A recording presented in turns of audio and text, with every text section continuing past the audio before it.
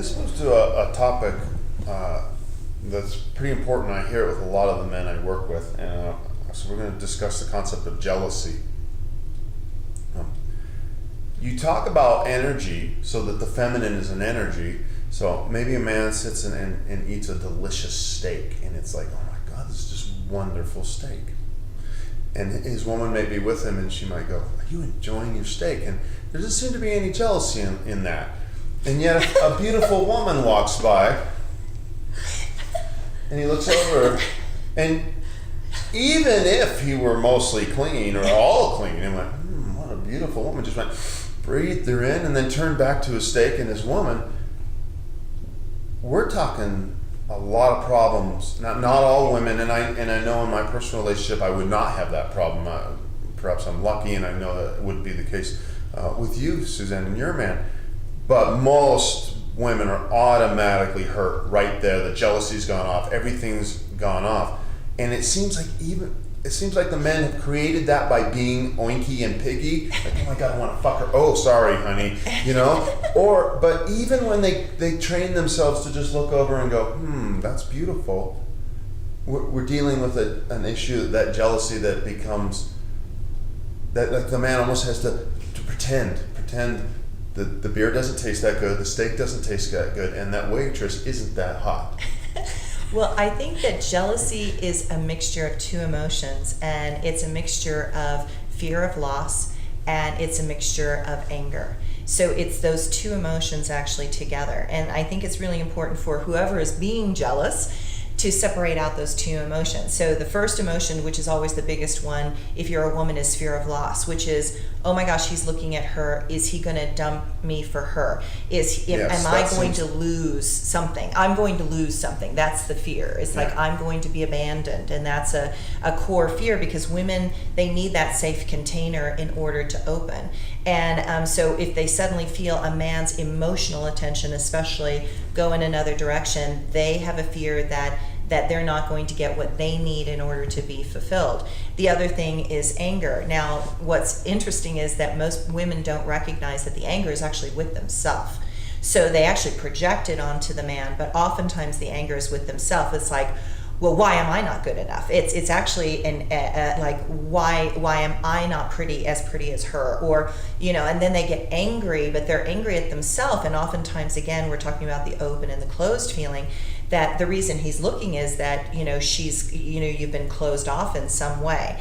And when a woman has done the embodiment practices a long time, like Jennie and I have done it for years, what you recognize is that every woman is beautiful, and every woman has a right to be beautiful, and every woman is supposed to be light. So it's ridiculous for you to think that flavor of light is any better than my flavor of light. And it's also about trusting your masculine, that he loves light and he's going to enjoy all those lights, but that light, his penetration is always going to come back to you, and trusting that in your core, that you recognize that you happen to be the flavor of light that he likes best above all things. So it's also that place where women have to step out of that comparing to another woman. And so I'm jealous of her beauty, or her thinness, or her hair, or, her money, or whatever. And it's a jealousy factor that way too. It's like she's comparing herself to another woman. I was thinking just the other day, I don't know a man who is successfully at opening women who is not voracious for the feminine. You just don't see neutral guys sitting back going, whatever, and able to open their women to depths that you were talking about earlier. Mm-hmm. Yeah, and I think, to add on to what Suzanne was saying about it too, there's this masculine component about it too, where you could have a feminine who is, very well practiced, is totally open, but, also sensing moment by moment in her man where something wobbles.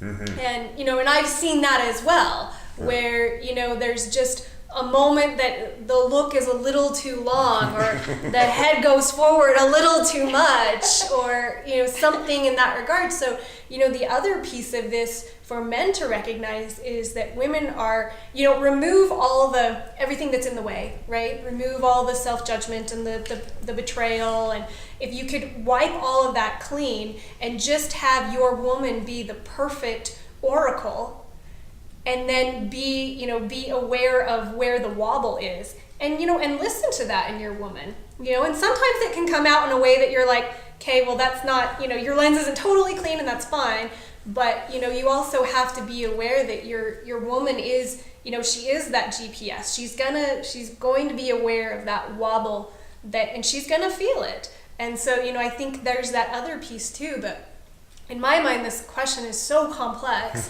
because there's so much, it's turtles all the way down. It's just everything's so much stacked on top of one another to get to the purest essence of this question, assuming that both are completely in integrity, totally clean, totally pure, then of course a man, enjoying the feminine in a very clean, impeccable way, and a woman being with him while he enjoys that feminine in a very clean, impeccable way, that's a very beautiful thing. It's it's kind of like the beginning of your question. If you're enjoying a steak, your partner shouldn't want to stab you in the head because you're enjoying a steak.